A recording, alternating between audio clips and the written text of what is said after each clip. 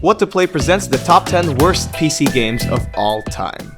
This ranking is based on a 1 to 10 scoring system that aggregates critic and gamer reviews into a unique score called the Play Score. As much as new reviews show up and are added, the Play Score changes. On the 10th spot lies Stronghold 3. Don't get me wrong, the game had some good moments. This real-time strategy game boasts a balanced economic simulator, but is overpopulated with serious bugs and inconsistent frame rates. The game gives out the worst tutorial sequence ever. You are literally being left out with the most essential base building methods. Well done, sire. Shame, this game has so much passion in it, but it's really riddled with unplayability factors. A play score of 4.45. Ninth place goes to Cities XXL. Before the acclaimed Cities Skylines came out, it had Cities XXL, a bigger architectural version of the previous Cities XL game. But who would have thought that it would suck in such a way? This city building sequel is constructed with so much performance issues that it makes the game less buildable. It looks unfinished and uninspired. Even the UI is disorganized.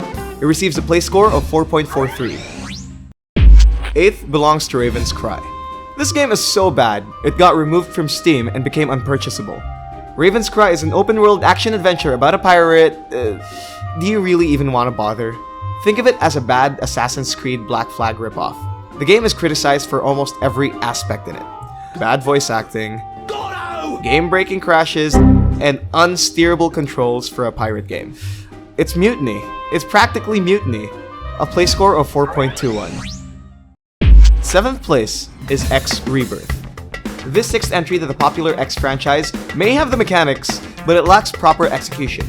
This space trading encompasses frustrating controls, terrible dialogue, Can I show you anything else? I do mean anything. taxing, buying, and selling, and so much more, making it unworthy of exploration. Despite its hate, the game is applauded for its amazing visuals. Then again, that's all there is. It's a voyage not worth treading. A play score of 4.14. And sixth is Infestation Survivor Stories. Originally named War Z in its first release, it was later changed because of trademark issues with the movie World War Z. This god-awful infested zombie game has the necessary formulas for players to engage in a post-apocalyptic survival world. However, the amount of developer mistakes and a bad usage of microtransaction features makes this game not worth the bite. A play score of 4.1. Number 5 goes to Sacred 3. This action-adventure RPG provides an isometric taste similar to the Diablo franchise. However, the overused button clicking is not enough for players to feel engaged. Its boring and linear style deludes players into thinking they're playing a game with cool items that are gonna be dropped sometime soon. But it's not. Its limited customization options and only 4 players to choose from makes this game bad. Playing it alone is tedious enough, but with friends, maybe the hack and slash elements will kinda turn out well. Sacred 3 gets a play score of 4.02. And fourth is Takedown Red Saber. If you think Rogue Warrior was bad, then take a good hard look at this game. Was once considered to be a spiritual successor to Tom Clancy's Rainbow Six and SWAT series. The game was that promising. It was expected to be a realistic shooter, but is baffled by its broken AI, lack of multiplayer options, missing voice chat, and broken menus. It was released in such an unfinished state that developers should have taken this down instead. It gets a play score of 3.94.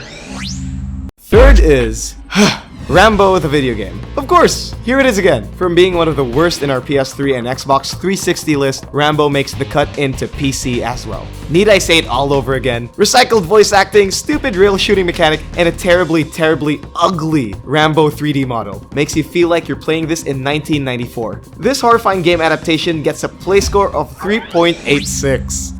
Second place goes to Ride to Hell, Retribution. Oh, you were expecting this would top the list. You're wrong. So what could possibly be the worst game to ever defeat the worst game in PlayStation and Xbox?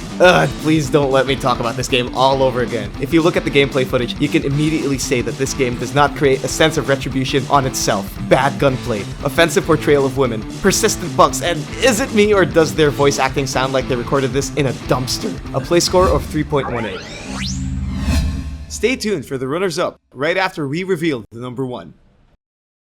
And the worst PC game of all time is Flat Out 3: Chaos and Destruction. Boom! Here it is! Even the title speaks for itself. Released in 2011, this action racing game is unlike any other Flat-Out series, because it's an abomination. For a game that relies heavily on collision physics, this game has no such thing at all. The unbearable AI, and for a racing game, bad controls, are an insult to the entire gaming community. This is the worst of the franchise and is Flat-Out's downfall. Even game critics mention that the game title is just an understatement on how bad this game really is. A play score of 3.11.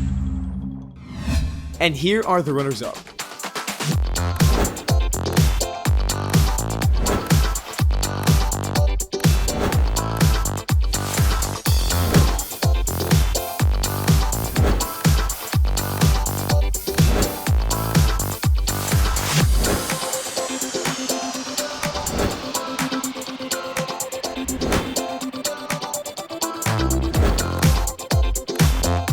Your game not on the list? Leave a comment below and we'll tell you its play score.